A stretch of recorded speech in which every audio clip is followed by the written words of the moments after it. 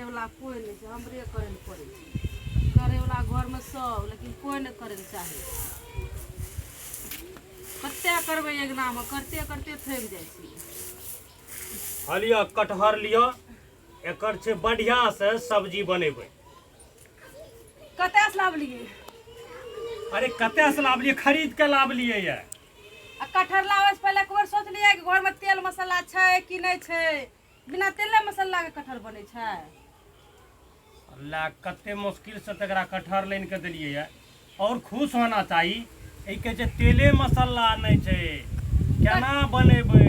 बना देब सुनलिए, लेकिन ये में चाहिए मसाला जरगर चाहिए। कटहर छिए न, सब दिन कटहर नहीं न लावे छिए।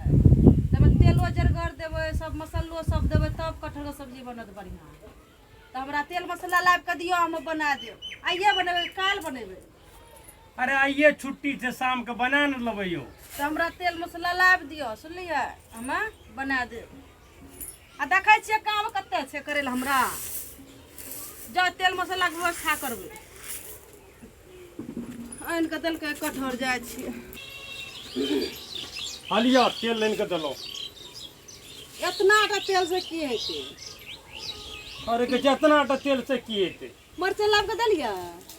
अरे बाप रे बाप, तखन कहलकै तेल नहीं छै तो तेल लाइन के देलिए। आपके जब मरचाइन देलिए, मरचाइ, धनिया के बुकनी, गरम मसाला, प्याज, लहसुन सब सैठ गेल छै। आनि के देतियै तभिए न।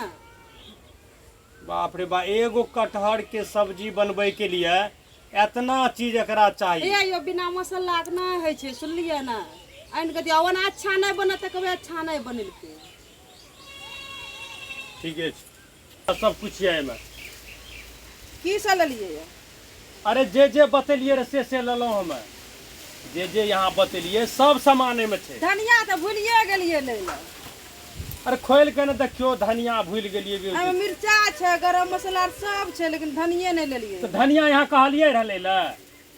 हमर मरद कतना भुलक्कर छै, हमरा पते नहीं चले। सब सामान जब बना के बता देलियै तैयो भूल जाय छै दुकान जेते जेते। तो कहने रहिए यहाँ धनिया ले। कहने नहीं रहियै तब। तो सामान आनि के दै छै आ कहलक एकरे 1 महीना ला जेबै। आ बहुत मुश्किल से हमरा सामान आनि के दै छै दुकान से। आ वो दुकान भेजे छियै तो कोनो सामान लै छै, कोनो भूलिए जाइ छै। आब जे छै ना हमरे अपने से आने ले पड़तै। हमर माथा खराब कए दै छै।